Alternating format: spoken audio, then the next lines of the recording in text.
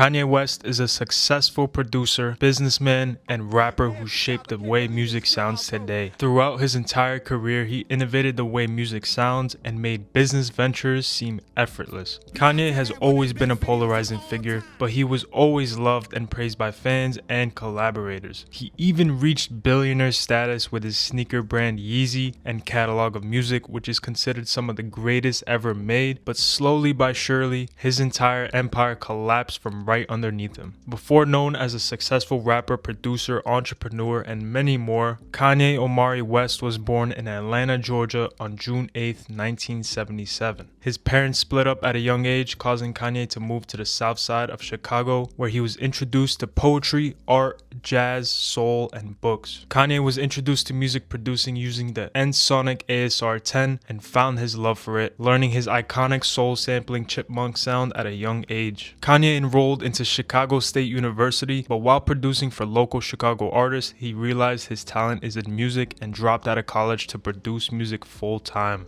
Kanye continued producing for artists between Chicago and New York and caught his big break when he produced Turn It Out for Jermaine Dupri and Nas. This helped him catch traction as a producer, where he then met Jay-Z, becoming an elite producer overnight, making multiple tracks for Jay-Z, who was on top of the game at the time. Kanye always wanted to be a rapper, but he was laughed at and never respected as a rapper. Jay-Z later signed him to his label Rockefeller solely as a producer, but he always wanted to be a rapper, even recording demo tracks on the side. It wasn't until in 2002 where Kanye was coming home from a studio, sleep deprived, and nearly lost his life in a car accident. Kanye was forced to wire his jaw shut as it was shattered, which led him to record Through the Wire all with his jaws shut. Everyone who heard the song before its release went crazy. Before this, his label blocked his creative control, but after battling, he released his debut rap album, The College Dropout, in 2004, which had immediate commercial success, selling over 400,000 copies its first week, even winning a Grammy for Best Rap Album. This is when Kanye decided he would take this seriously as a rapper and will continue to prove everyone wrong. For the next 15 years, Kanye went on to release some of the greatest pieces of music ever heard. With these albums, he won multiple Grammys and awards, putting himself up there as one of the greatest of all time in music. But from 2004 to today,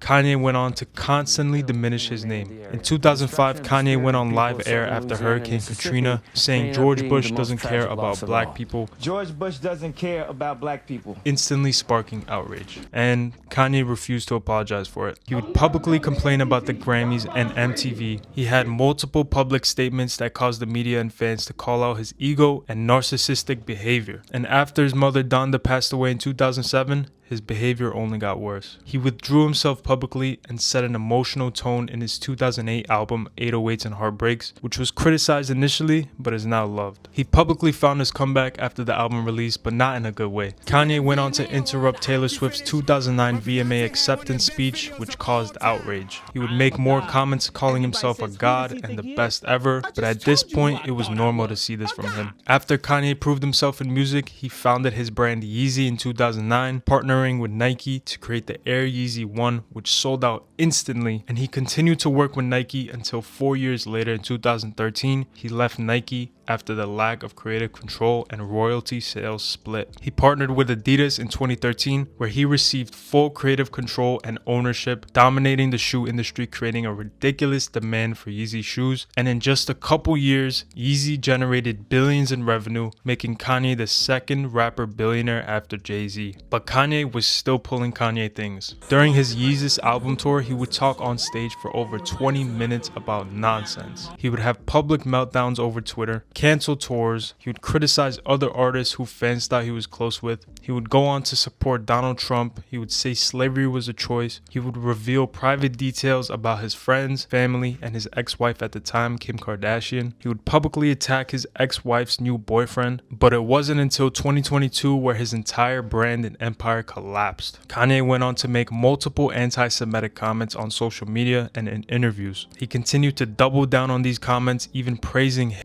He publicly wore White Lives Matter shirts, and one of the craziest stunts was him coming out in this.